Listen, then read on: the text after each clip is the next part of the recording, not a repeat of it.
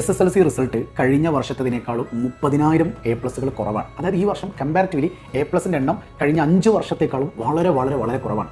ഇതിൻ്റെ റീസൺ ചെന്ന് അവസാനിക്കുന്നത് ക്വസ്റ്റ്യൻ പേപ്പറിൻ്റെ പാറ്റേൺ മാറ്റി 20% കട്ടിയുള്ള ചോദ്യങ്ങൾ കൂട്ടി വാല്യുവേഷൻ ടഫാക്കി പുതിയ ടെക്സ്റ്റ് ബുക്ക് ആയിരുന്നു ഇതിനാണ് എത്തുന്നത്. എന്നാൽ ഇതിനപ്പുറത്തേക്ക് നിങ്ങൾ ആരെങ്കിലും ചിന്തിച്ചിട്ടുണ്ടോ? സത്യം എന്താണെന്നറിയാം. അതായത് നിങ്ങൾ കുട്ടികളെ ഈ കാരണങ്ങൾ പറഞ്ഞുകൊണ്ട് നിങ്ങൾ വീണ്ടും ശകാരിക്കുകയാണെങ്കിൽ റിയാലിറ്റി നിങ്ങൾ മനസ്സിലാക്കണം. ഇവരുടെ 2025 ഓണപ്പരീക്ഷ വരുന്നതിന് മുമ്പേ സമഗ്ര എന്ന് പറയുന്ന ഒരു ടീം ഒരു മോഡൽ ക്വസ്റ്റ്യൻ പേപ്പർ പുറത്തിറക്കിയിട്ടുണ്ടായിരുന്നു. ആ സമഗ്ര മോഡൽ ക്വസ്റ്റ്യൻസ് ആയിരിക്കും കൂടുതലും വരിക എന്ന് വിചാരിച്ചിട്ട് അത് മാക്സിമം ട്യൂഷൻ സെൻ്ററിലടക്കം അല്ലെങ്കിൽ സ്കൂളിലടക്കം വർക്കൗട്ട് ചെയ്യിപ്പിച്ചു. എന്നാൽ ഓണപ്പരീക്ഷയ്ക്ക് സമഗ്രയിൽ നിന്ന് വേറിട്ട തരത്തിലുള്ള ഒരു ചോദ്യ പേപ്പറായിരുന്നു വന്നത്.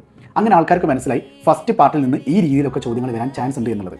അങ്ങനെ ഓണപ്പരീക്ഷയ്ക്ക് ശേഷം ഓണപ്പരീക്ഷയുടെ ചോദ്യങ്ങൾ ചോദിച്ച രീതിയിൽ അവരെ ക്രിസ്മസിന് വേണ്ടി സജീവമാക്കാൻ തുടങ്ങി. അപ്പോഴാണ് SSCRTയുടെ 3 സെറ്റ് ക്വസ്റ്റ്യൻ പേപ്പർ പുറത്തു വിടുന്നത്, അതും പബ്ലിക് എക്സാമിൻ്റെ.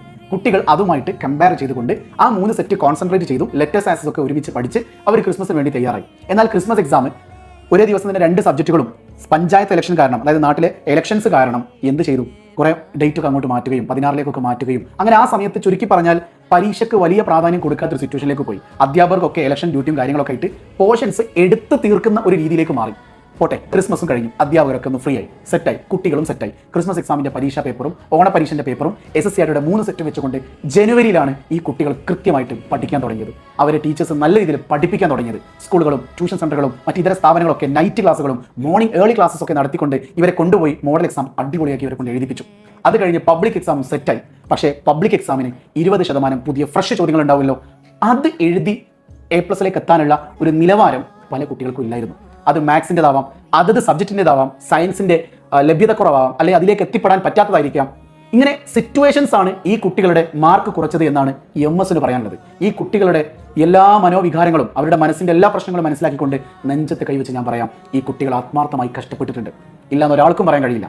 ഇവർ കഴിഞ്ഞ വർഷത്തെ ടെക്സ്റ്റ് ബുക്ക് വെച്ചായിരുന്നു പരീക്ഷ എഴുതിയതെങ്കിൽ ഞാൻ ഉറപ്പിച്ച് പറയുന്നു ഇന്നത്തെ 30,000 1,00,000 ഫുൾ A+ എത്തിയത്.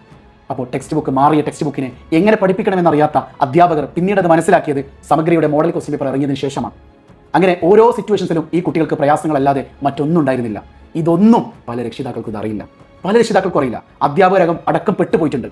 കാരണം ഗവൺമെൻറ് അവസാനത്തെ വർഷം കൂടിയായിരുന്നു. ഒരുപാട് പദ്ധതികളൊക്കെ ഇതിനിടയിലൊക്കെ നടന്നിട്ടുണ്ട്, അതിനൊക്കെ സമയം കിട്ടിയിട്ടുണ്ട്, ആർട്സും സ്പോർട്സും ഒക്കെ നടന്നിട്ടുണ്ട്. പക്ഷേ ഈ കുട്ടികൾക്ക് പഠിപ്പിക്കാനുള്ള സമയം പലർക്കും കിട്ടിയിട്ടുണ്ടായിരുന്നില്ല, അത് പഠിച്ചെടുക്കാനുള്ള സമയവും കുട്ടികൾക്ക് കിട്ടിയിട്ടുണ്ടായിരുന്നില്ല. ഞാൻ പറയുന്നത് കേരളത്തിലെ ഈ വർഷം 10ാം ക്ലാസ്സിൻ്റെ റിസൾട്ട് വന്ന കുട്ടികൾക്ക് മനസ്സിലാവും. ചിലപ്പോൾ രക്ഷിതാക്കൾ എന്നെ എതിർക്കും, നിങ്ങൾ കുട്ടികളെ സപ്പോർട്ട് ചെയ്യാണ്. ചില സ്കൂൾ അധ്യാപകർ എന്നെ എതിർക്കും, നിയമസേ നിങ്ങൾ റീച്ചിന് വേണ്ടിയിട്ട് കുട്ടികളെ സപ്പോർട്ട് ചെയ്യാണ്. അല്ല, ഇതാണ് റിയാലിറ്റി. നിങ്ങൾ മൈക്കെടുത്ത് ഒരു കുട്ടിയോട് പോയി ചോദിച്ചു നോക്ക്, എന്തുകൊണ്ടാണ് മാർക്ക് കുറഞ്ഞത്? കുട്ടി പറയും, ഞാൻ പഠിക്കാൻ റെഡിയായിരുന്നു സാർ, പക്ഷേ എന്നെ എങ്ങനെ പഠിപ്പിക്കണമെന്ന് അധ്യാപകർക്ക് ചിലർക്കൊന്നും അറിയില്ലായിരുന്നു സാർ, ഞാൻ പഠിക്കാൻ റെഡിയായിരുന്നു.